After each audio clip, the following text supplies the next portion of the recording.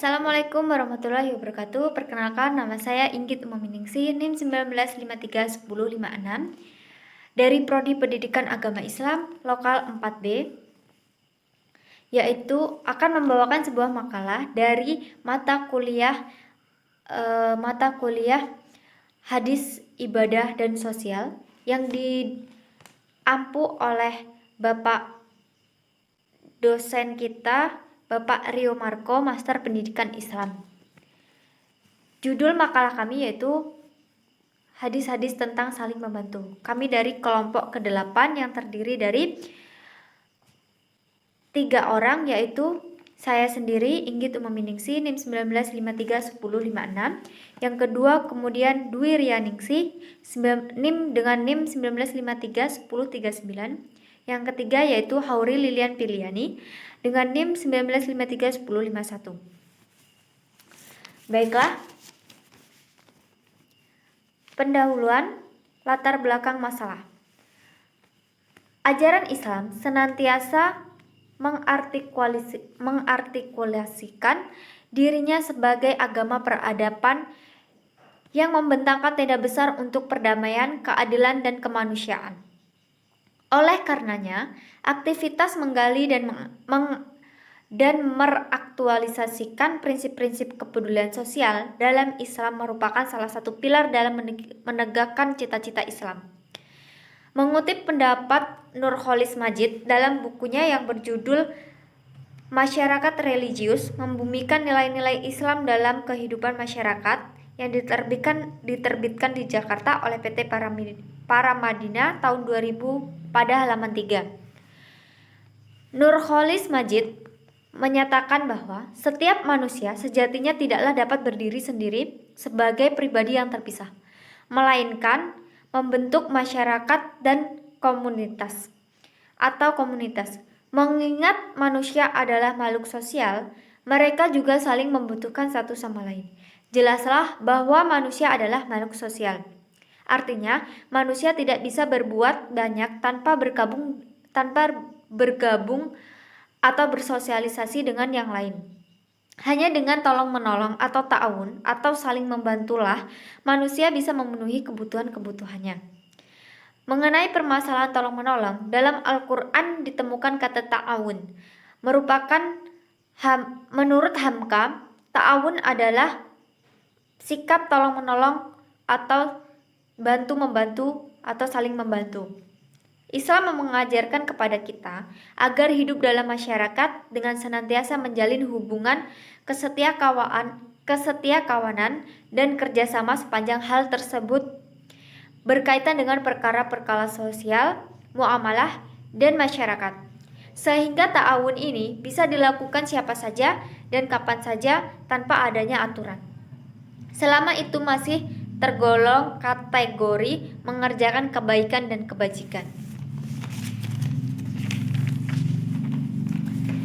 Bab 2 yaitu pembahasan pengertian.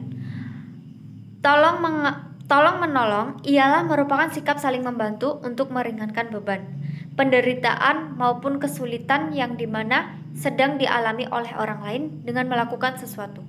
Tolong-menolong atau sikap saling membantu dapat juga diartikan sebagai suatu tindakan yang bertujuan untuk menghasilkan keuntungan orang lain.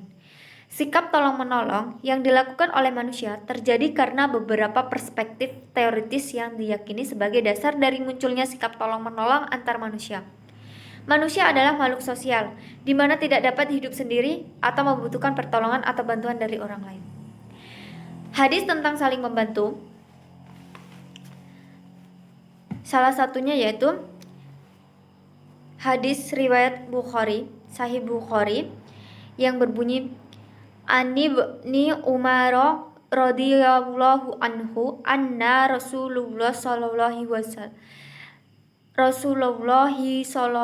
alaihi wasallam qala al-muslimu akhul muslimi ayat limuhu wa ayuslimuhu wa man kana fi hajati akhihi kana Allah fi fi hajatihi wa man farraja an muslimin kurbatan farrajallahu anhu kurbatan min kurubati yaumil qiyamati wa man syatara musliman satara huwahu yaumal qiyamah. Riwahu Bukhari.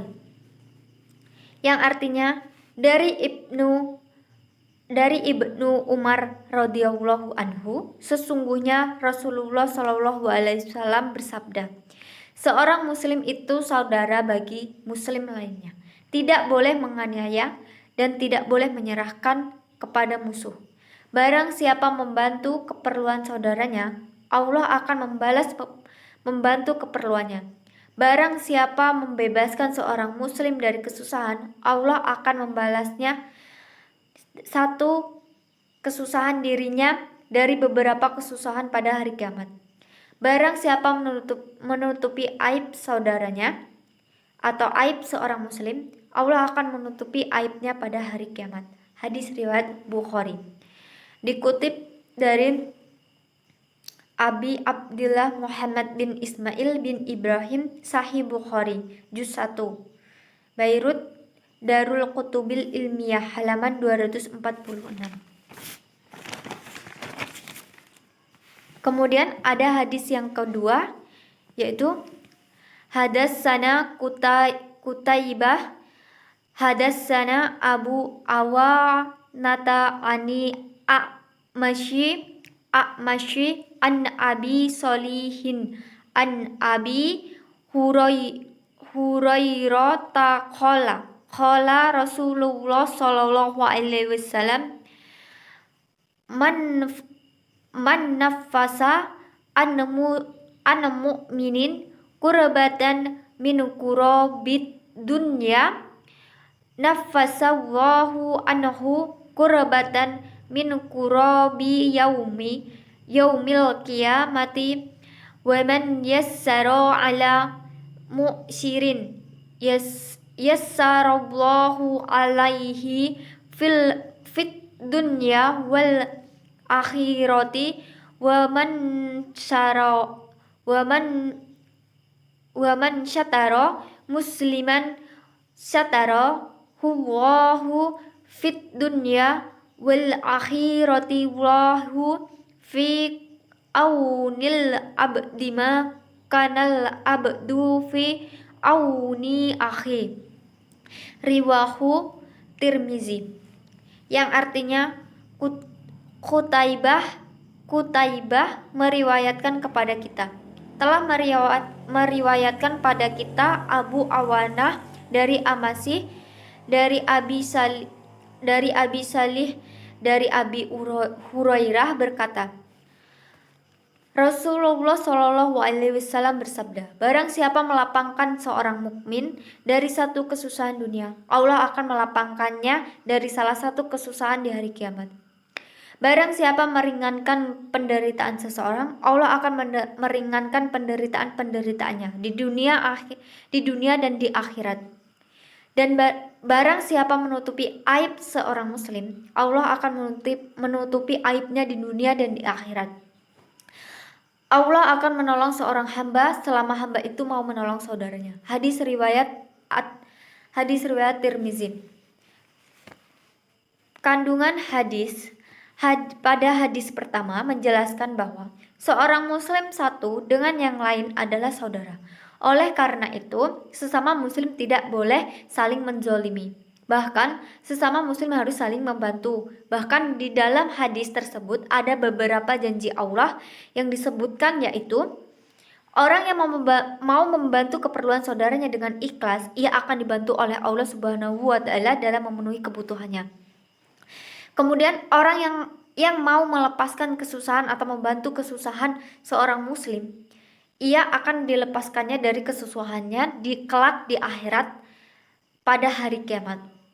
Dan orang yang suka menutupi aib seorang muslim, ia akan ditutupi pula aibnya oleh Allah Subhanahu wa Ta'ala di dunia dan di akhirat. Dikutip dari Abi Ula Muhammad Abdirrahman ibnu Abdirrahim Tuhfatul Ahwadi bi Syahri Jami'ut Tirmizi Juz 4 Bayrut Darul Kutubil Ilmiyah halaman 574. Kemudian pada hadis kedua memiliki beberapa kesamaan dengan hadis yang pertama. Hadis ini masih berbicara tentang bentuk-bentuk sikap hidup yang harus dikembangkan dalam kehidupan sehari-hari. Jika sikap itu diterapkan dalam kehidupan, Allah akan membalas sikap itu pula dengan hal yang lebih baik. Ada beberapa janji-janji Allah juga yang ada di hadis yang kedua itu, yaitu kesediaan melapangkan kesusahan seseorang mukmin. Artinya itu maksudnya kita bersedia membantu atau meringankan atau melepaskan atau melapangkan kesusahan seseorang muslim, agar seorang muslim itu lepas dari yang namanya kesusahan. Kemudian Allah akan membalas perbuatan kita tersebut dengan hal yang sama pada hari kiamat. Allah akan membantu kita, akan meringankan kita, akan melepaskan kita, akan melapangkan dari kesusahan kita pada hari kiamat. Kemudian meringankan beban penderitaan seseorang akan dibalas oleh Allah Subhanahu wa taala dengan diringankannya penderitaannya di dunia dan di akhirat. Kemudian kesediaan menolong sesama akan selalu diberikan pertolongan dari Allah Subhanahu wa taala. Kesimpulannya yaitu berdasarkan hadis-hadis tentang saling membantu yang telah dipaparkan di atas, dapat kita simpulkan bahwa begitu besar janji Allah kepada hambanya jika hambanya itu mau melakukan perbuatan-perbuatan yang baik. Motivasi bagi kita untuk selalu berbuat baik terhadap sesama karena semuanya merupakan bentuk kepedulian kita terhadap sesama. Baik, mungkin pada saat penyampaian materi yang ada di video ini saya melakukan kesalahan atau penyebutan yang salah atau lafaz Allah yang salah, saya minta maaf kepada Allah, saya memohon ampun, dan semoga materi yang saya sampaikan dapat bermanfaat. Materi selanjutnya akan disampaikan oleh teman kita, nanti linknya akan saya taruh di deskripsi video link YouTube saya ini. Bisa kalian pahami lagi video-video materi-materi tentang hadis-hadis saling membantu, dan semoga dapat bermanfaat di dunia dan di akhirat. Amin. Saya akhiri, wabillahi taufiq wal hidayah. Wassalamualaikum warahmatullahi wabarakatuh.